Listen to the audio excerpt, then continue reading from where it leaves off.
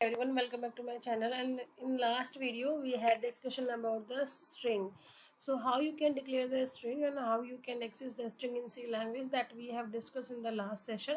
Also in the last video I had discussion about the memory allocation, deallocation, and we had discussion about the various function like free, malloc, reloc and the calloc function. And also I had discussion about the how you can store the space in memory while you are declaring the string. So those things you are already having the idea, and today is the topic which we are going to discuss about the library functions using string. So those things we will be discussing about the current session. So let's move into the session. Before moving into the current session, I will share you few things which we have discussed in the last session.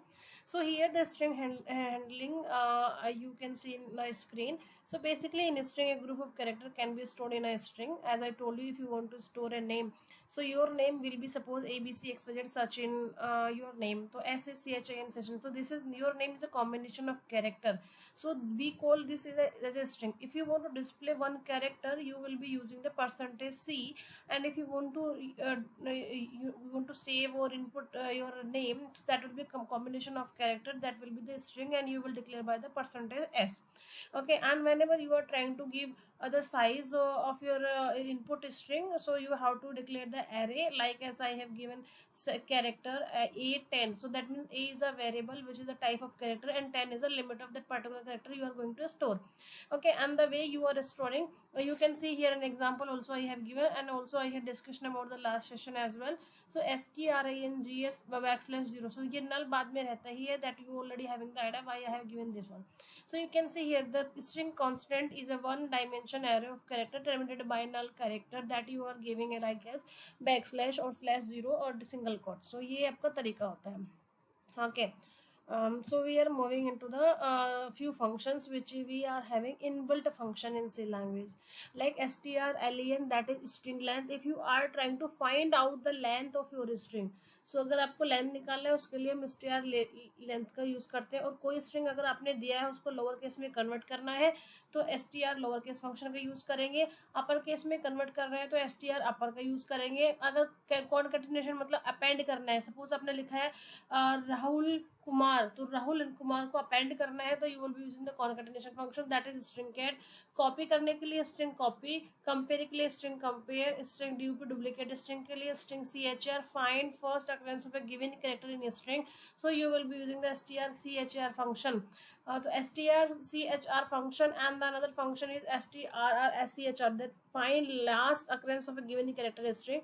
And str set is sets all characters of a string to given a particular character. And strrev, that is for the reserve string. Those are the few predefined function which I have mentioned in this table. You can see on a screen. So this is very important, you can write it down, and if not then you can just save it. Okay. So here the program which I have given, this is a simple program. You are trying to print some name. Okay, I will mention and explain you everything by coding. Okay, so यहाँ पे आपको I think ये समझ में आया है कि जो हमने यहाँ पे फंक्शंस लिखे हैं आपको दिखाए हैं, ये फंक्शंस आपके प्रीडिफाइंड फंक्शन है जो इनबिल्ट फंक्शन होते हैं. और इसके लिए डेफिनेटली एक डिफाइंड लाइब्रेरी होती है जिसका नेम होता है string string.h, string header file. Likewise you have used string conio.h and the stdio.h. तो उसी तरह से आपकी string.h हेडर फाइल होती है जो इसके लिए मेरे यूज होती है. सो इस चीज़ का आपको ध्यान रखना है. सो अभी हम प्रैक्टिकल सेशन में मूव करते हैं. ये चीज़ आपको समझ में आ गई है. तो basically you need to often manipulate string according to the need of a problem. जिस तरीके का आपको प्रोग्राम है उसके according. Most if not all the string manipulation can be done manually, but it makes programming complex and large. So इसलिए हम यहाँ पे फंक्शन का यूज़ करते हैं जो कि मेरे पास लाइब्रेरी के अंदर होती है, दैट इज strang string.h. और सारे फंक्शन क्या क्या काम करते हैं ये मैंने आपको एक्सप्लेन किया ही है. एंड आपको चीज़ का और ध्यान रखना है actually, if you have to include the code okay in your string handling function जो कि हमने वहाँ पे दिया है. तो अब मैंने आपने एक कल फंक्शन भी पढ़ा था जिसमें आप गेट्स पुट्स का यूज़ करते थे. पुट्स आपका बेसिकली किस लिए यूज़ होता है, इनपुट के जैसे यूज होता है, और गेट्स आपका प्रिंट के जैसे यूज होता है. मतलब function to read string from the user, you will be using the gets function. And write के लिए आप क्या यूज करते हैं, पुट्स फंक्शन का यूज करते हैं, या डिस्प्ले के लिए, sorry. So function gets inputs are two string function to take string input from the user and display it respectively in your console window. Okay, so though get as input as function handling string, both these function are defined in a std.h header file. So ये दोनों function जो होते हैं यहाँ पे gets and puts function, जो कि हमने यहाँ पे मेंशन नहीं किया लेकिन लास्ट सेशन में बताए हैं, ये दोनों ही फंक्शन आपके standard input output header file में आते हैं। ओके, बिकॉज ये इसी से रिलेटेड होते हैं। अभी हम यहाँ पे थोड़े से एग्जाम्पल के बारे में बात करेंगे कि हम यहाँ पे इसको कैसे करते हैं।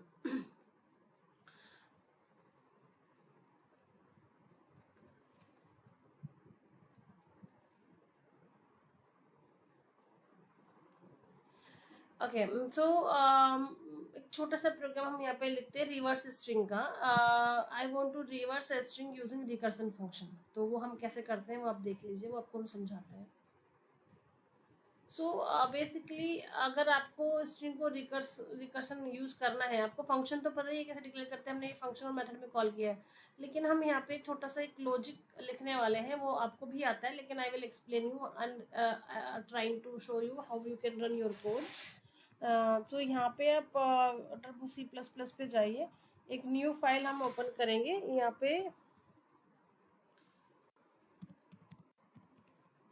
रिकर्सन हमने ये लिख दिया है इसका फाइल का नेम, और यहाँ पे कोड लिखने वाले हैं आपका हैश इंक्लूड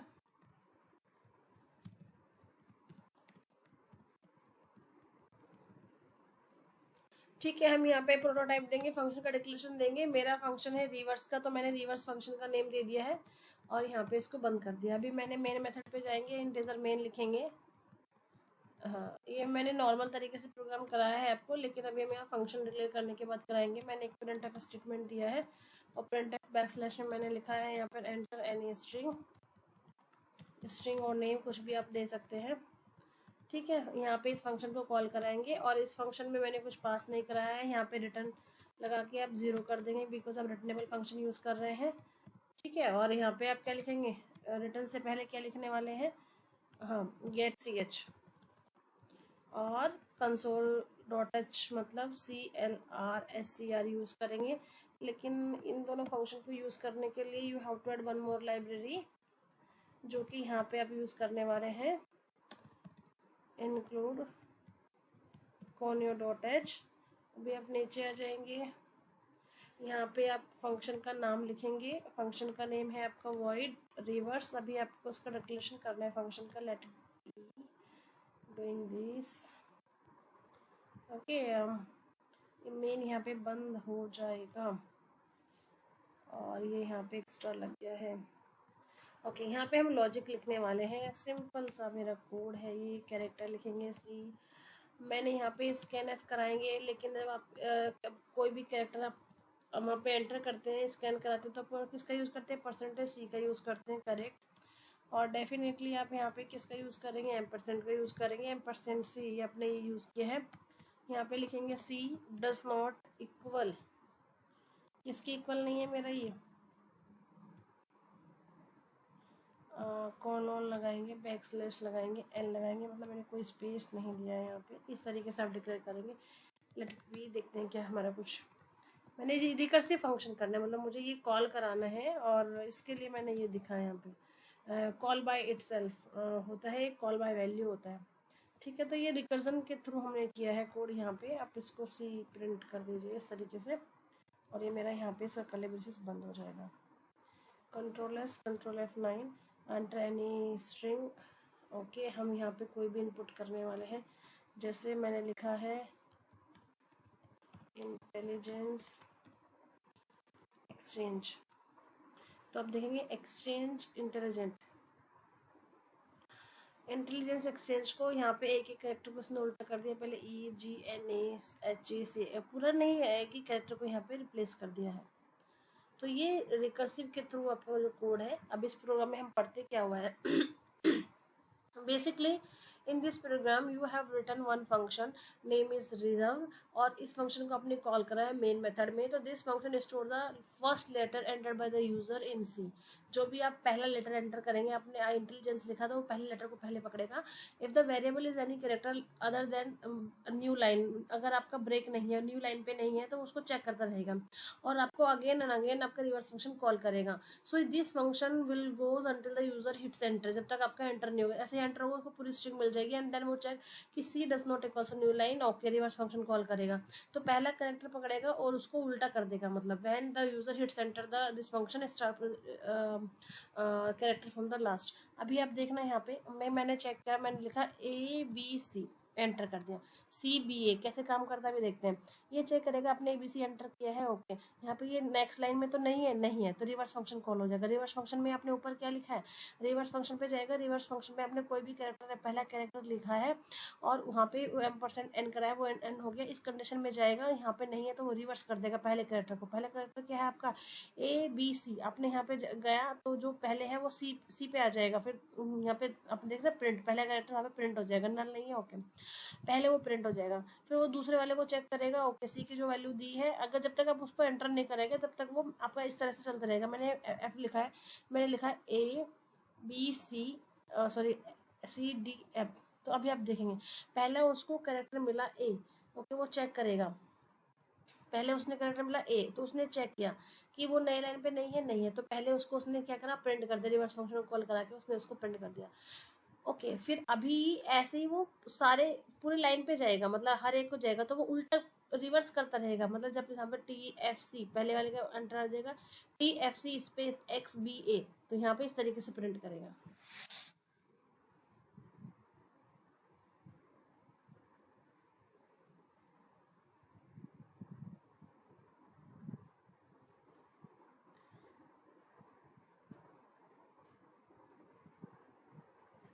नेक्स्ट प्रोग्राम हम करते हैं कॉन्ग्रेनेशन ऑफ टू स्ट्रिंग को, किस तरह से कॉन्केट कराते हैं।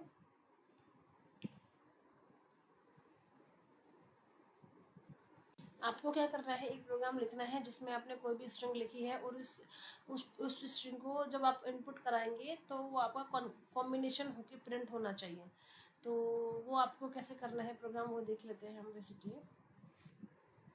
यहाँ पे हम एक प्रीडिफाइंड फंक्शन का यूज़ करने वाले हैं। अब इस प्रोग्राम को करने से एक फ़ायदा हो जाएगा कि आपको जो फंक्शन हमने पढ़ाए हैं उनमें से हम एक फंक्शन आपको यहाँ पे यूज़ करके दिखा देंगे, ओके। सो ताकि आप दूसरे फंक्शन की प्रैक्टिस कर सकते हैं।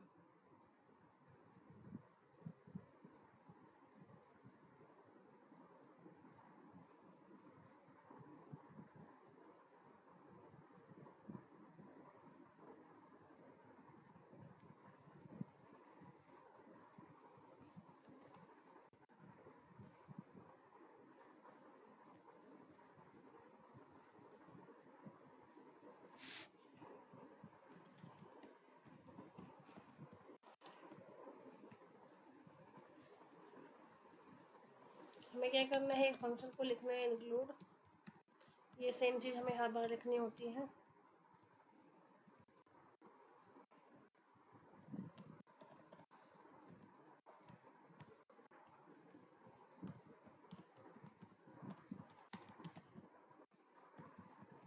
इंटीजर में, और यहाँ पे आप वेरिएबल देने वाले हैं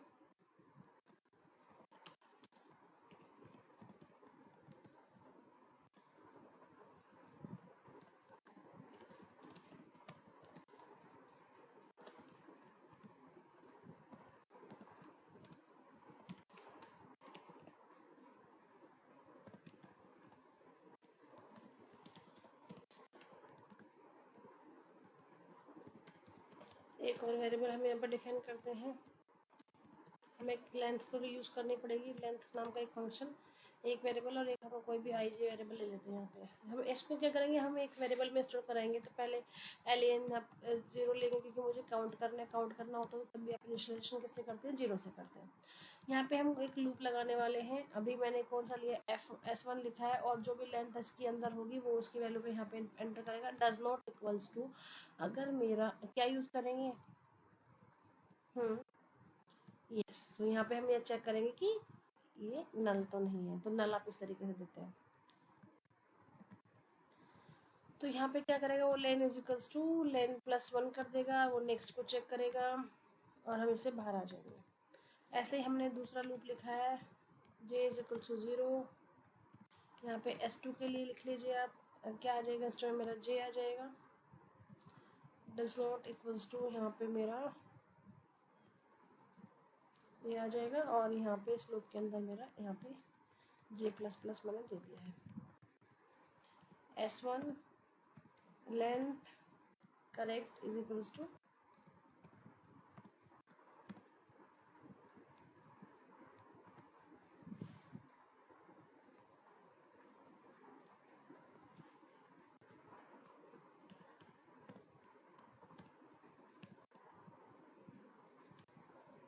ओके। अभी हम इसको प्रिंट करा देंगे। प्रिंट कैसे कराते हैं आप, यहाँ पे प्रिंट का यूज़ करेंगे, प्रिंट एफ कमांड का यूज़ करेंगे। एंड मैंने यहाँ पे लिखा है कि कॉन्कैट होने के बाद में एक मैसेज लिख लीजिए, आप ऊपर भी एक मैसेज दे सकते हैं आप, कॉन्कैटिनेशन, कॉन्कैटिनेशन CONCAT सॉरी,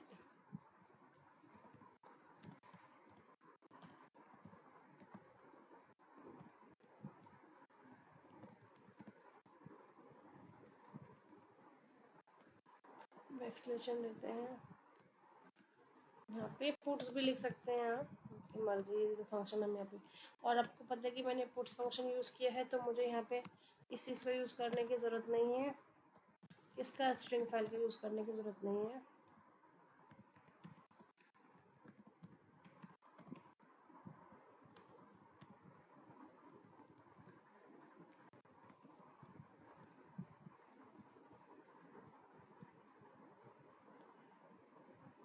और यहाँ पे एक रह गया डॉट एच आएगा यहाँ पर ना। ओके, आफ्टर कॉन्कैटिनेशन आपकी स्ट्रिंग क्या बन गई, इंटेलिजेंस एक्सचेंज वाई हमारा, हमने oh I have given the space as well.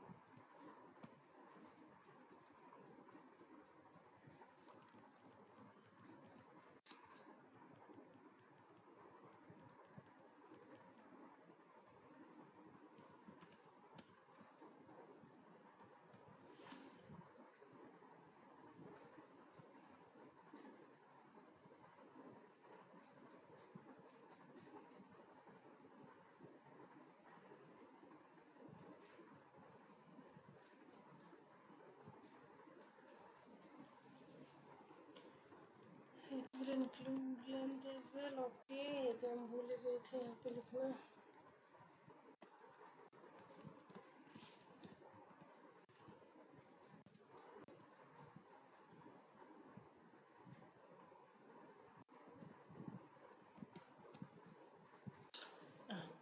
Okay, concatenation हो जाएगा। यहाँ पे मैं लेंथ को इंक्रीमेंट नहीं किया था, इसमें इसका ये मुझे एरर आ रहा था। अभी आप चेक करेंगे तो एक्सचेंज आ गया है।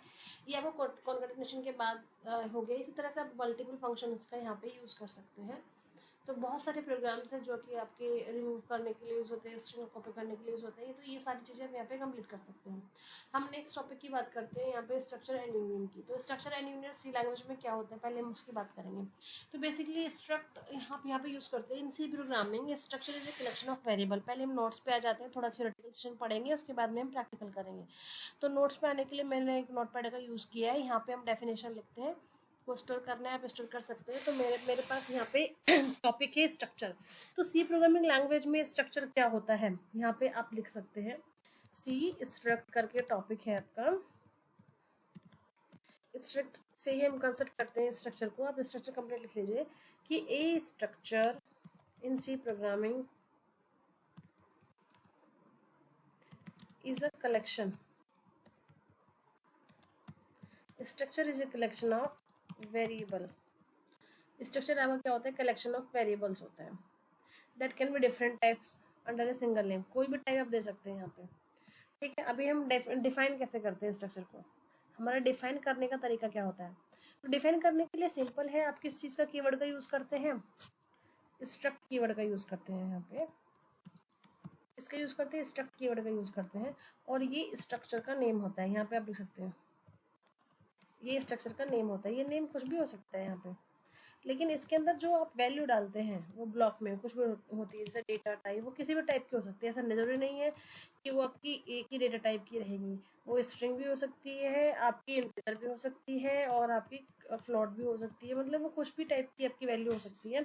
सो यहाँ पे आप कुछ भी रख सकते हैं, मल्टीपल भी रख सकते हैं, और लास्ट में आप इसे क्लोज कर देंगे, सेमीकोलन यूज करेंगे। This is the way you can write the syntax. हम जैसे कि मैंने आपको एक एग्जांपल में लेके बताती हूँ। यहाँ पे ये तो सिंटेक्स हो गया, एग्जांपल से आपको समझ में आ जाएगा। मैंने यहाँ पे लिखा है स्ट्रक्ट, और सपोज मेरा एम्प्लॉय, मैंने यहाँ पे एम्प्लॉय की मुझे डिटेल्स लिखनी है, ये मेरा एम्प्लॉय जो है वो स्ट्रक्चर का नेम है, तो आपको पहले एम्प्लॉय का नेम चाहिए, तो EMP नेम यहाँ पे आ जाएगा, इसका लेंथ आपको जो भी देना है वो हो जाएगा।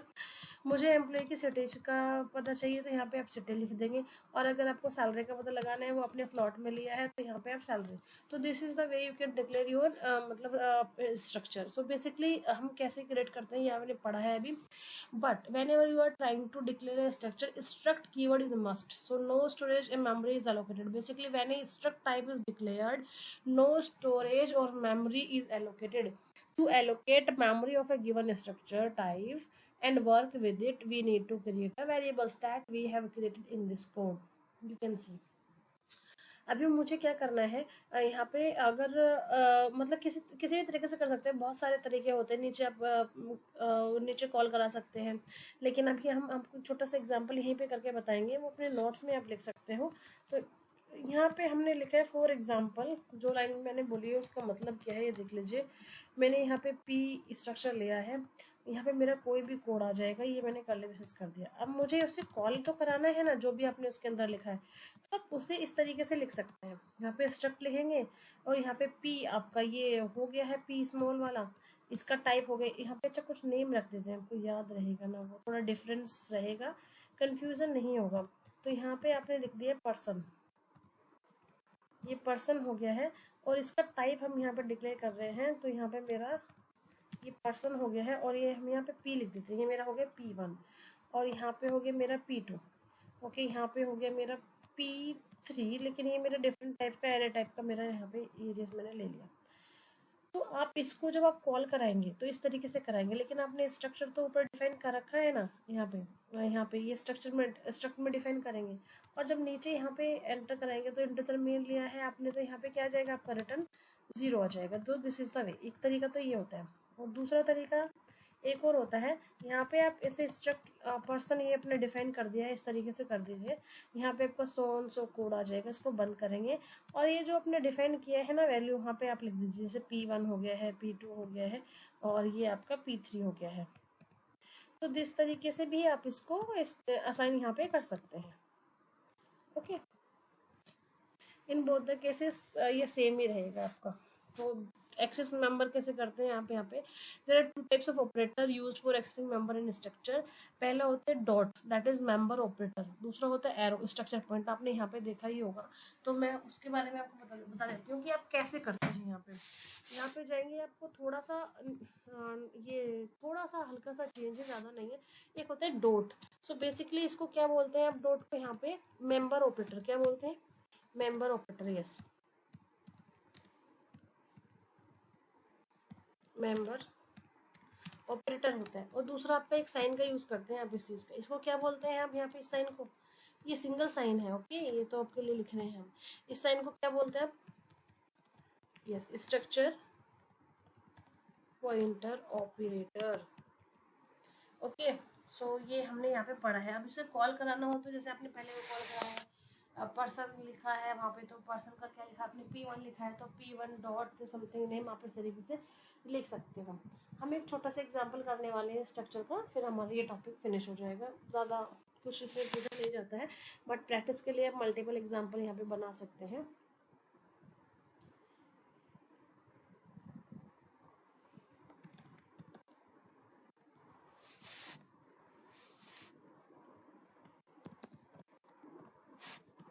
लाइब्रेरी आपको दिखानी पड़ेगी स्वयं, और ये दूसरा लाइब्रेरी आप यूज़ करेंगे।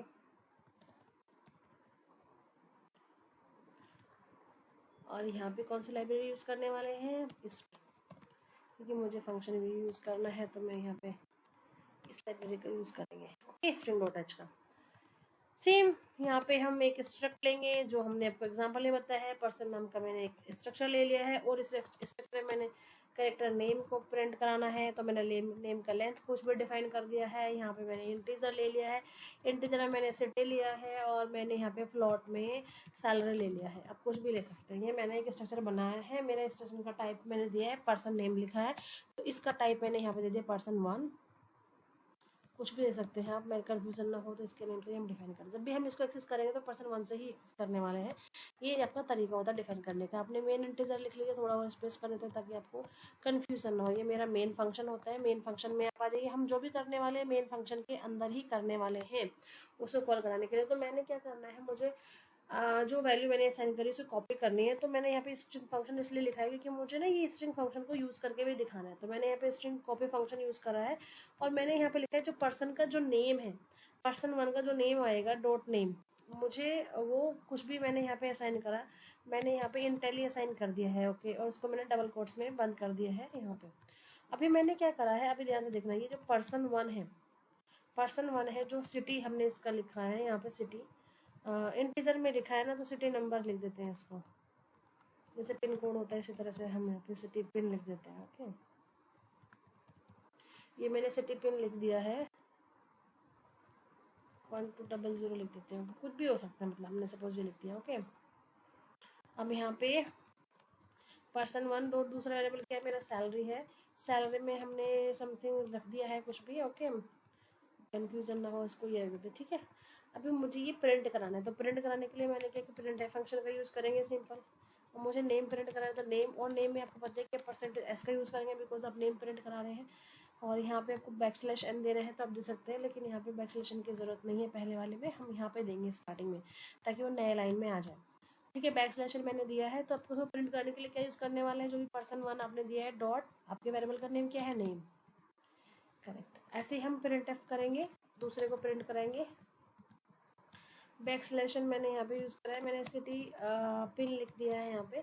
सिटी पिन को कराने के लिए आपका वेरिएबल किस टाइप के, इंटीजर टाइप का, परसेंटेज डी कॉमा, यहाँ पे आपका क्या हो गया, पर्सन हो गया है, पर्सन 1 डॉट, यहाँ पे क्या आ गया आपका, सिटी अंडरस्कोर पिन, ये आपने यूज़ कर लिया, सिटी अंडरस्कोर पिन। ओके, ऐसे ही आप प्रिंट एफ में जाएंगे, यहाँ पे आपने वो किस टाइप का वेरिएबल लिया है, यहाँ पे सैलरी प्रिंट कराने के लिए, फिर बैकस्लैश एन का यूज़ करेंगे और सैलरी, और यहाँ पे अपने किस टाइप का वेरिएबल है, आपका परसेंटेज एफ टाइप का वेरिएबल है। पॉइंट आप लगा सकते हैं कि 2 पॉइंट तक लिखना है, 3 पॉइंट तक लिखना है, इसका भी आपको पता है।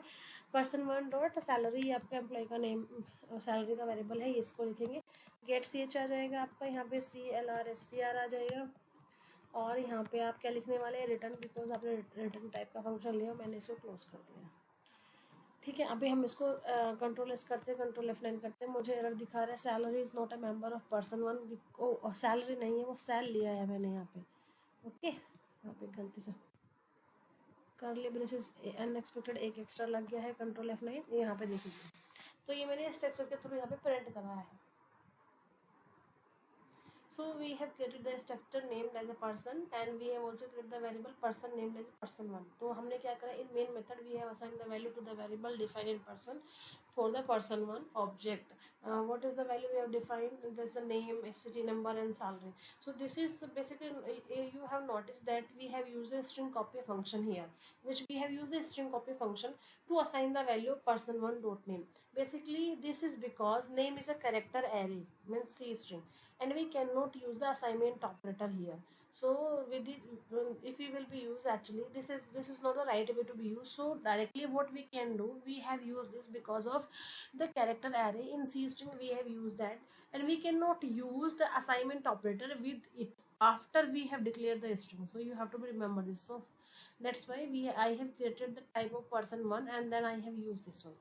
So basically type def variable भी होता है कि आप उसको भी यूज़ कर सकते हैं, लेकिन we will be discussing about the latter. So this was the structure. I hope आपको ये समझ में आया है और कोई प्रॉब्लम नहीं है. अगर आपको कोई भी डाउट है तो आप पूछ सकते हैं, लेकिन मैं इसी प्रोग्राम में आपको छोटा सा एक चीज़ करके दिखाने वाली हूँ. यहाँ पे अगर आप चाहे तो एक टाइप डेफ वेरिएबल भी होता है। क्या होता है टाइप डेफ, मुझे ज़्यादा डीप में नहीं जाने वाले इस वेरिएबल में। आप इस तरीके से भी लिख सकते हैं, टाइप डेफ लिखेंगे और स्ट्रक्चर लिखेंगे और उसका नेम प्रिंट करेंगे। आपको कुछ भी नहीं करना है, पूरा प्रोग्राम आपका सेम ही रहने वाला है। आप इसको कंट्रोल F9 करेंगे। ये बोल रहा है कि आपको यूज़ हाँ, यहाँ पे आपको पर्सन 1 जो भी आपने दिया है, लेकिन जब भी आप इसका यूज़ करते हैं टाइप डेफ का, तो यहाँ पे आपको आपने जैसे टाइप डेफ स्ट्रक्चर फंक्शन का यूज़ किया है, का नेम यहाँ पे लिख दिया है इसका। फिर हमने कोई भी इंटीजर मेन में जब आप जाने वाले हैं तो यहाँ पे इसको लिखने के बाद इंटीजर मेन में यहाँ पे इसका टाइप भी तो आपको डिफाइन करना पड़ेगा ना। वो टाइप आप कैसे डिफाइन करना करना पड़ेगा आपको, जैसे कि मैंने यहाँ पे यूज़ कर लिया है ये पर्सन 1 का। किसका यूज़ करा है मैंने? पर्सन 1 का यूज़ करा है। तो यहाँ पे आप इस तरीके से लिखेंगे। मैं यहाँ पे ही चेंज कर देती हूँ, मेरे पूरा वेरिएबल मुझे चेंज करने की जरूरत नहीं पड़ेगी। कैपिटल P पर्सन 1 लिखा है, तो यहाँ पे मैंने इस पर्सन को यहाँ पे पर्सन दे दिया है, इसका नेम पर्सन 1। ओके, ये आपको डिफाइन करना पड़ेगा टाइप, तब भी आप कहीं पर भी एक्सेस कराएंगे तो ये पर्सन 1 से ही एक्सेस कराएंगे। तो ये टाइप डेफ में हम यूज़ करते हैं, लेकिन ये ज़्यादा यूज़ नहीं होता है। अगर आपको यूज़ करना है तो कर सकते हैं। अब होता क्या है इसके बारे में मैं आपको डेफिनेशन बताती हूँ, you can type it. So basically, when we use the type def keyword to create an alias or name or data types, it is commonly used with structure. We simplify the syntax of declaring variable. I have given this type of things. Okay, तो आप इस तरीके से use कर सकते हैं। यहाँ पे कंट्रोल F9 करेंगे, ये रन हो जाएगा। आपको सिर्फ आपको ध्यान रखना है कि ये जो टाइप स्ट्रक्चर डिफाइन कर रहे हैं, इसके टाइप का एक वेरिएबल आपको इसके अंदर डिफाइन करना है, डायरेक्टली उसको एक्सेस कराना है। ज़्यादा कुछ यूज़ नहीं है, यूज़ नहीं होता है, ज़्यादा ना ही पूछा जाता है, लेकिन आपको जस्ट फॉर नॉलेज मैंने बता दी ताकि आपके लिए ये थोड़ा सा न्यू ना रहे। ठीक है ना? तो ये आपका स्ट्रक्चर का प्रोग्राम है, जो यहाँ पे स्ट्रक्चर का टॉपिक खत्म होता है। अगर आपको कोई डाउट है तो पूछ सकते हैं, एंड कमेंट में मेंशन कर सकते हैं। ऐसे फंक्शन में होता है कि अगर आपको कोई फंक्शन लिखना है, structure function, so structure function union, ये सारी चीज़ें हमारे यहाँ पे यूज़ होती है। तो स्ट्रक्चर फंक्शन में कुछ नहीं होता है बेसिकली। स्ट्रक्चर फंक्शन में क्या होता है कि आपने एक स्ट्रक्चर डिफाइन किया वहाँ पे, और फिर आपने उसको मेन फंक्शन में यूज़ किया। पॉइंटर के साथ यूज़ करेंगे तो स्टार पॉइंटर लगा देते हैं, फंक्शन के साथ यूज़ करेंगे तो फंक्शन डिक्लेयर करेंगे, फिर उसमें स्ट्रक्चर को कॉल कराएंगे डायरेक्टली। वही चीज़ मेरी कुल मिला के होती है, जो कि अपने ऑलरेडी डिस्कशन कर लिया। So this topic is finish. If you are having any doubt you can ask me, और you can write in a comment. Thanks for watching this session. And also, if you are new, please subscribe my channel. And if you are having any specific technology or a specific question in your mind, please feel free to ask. I will be happy to share it with you, and will try to resolve your all the doubts. Thanks so much for watching.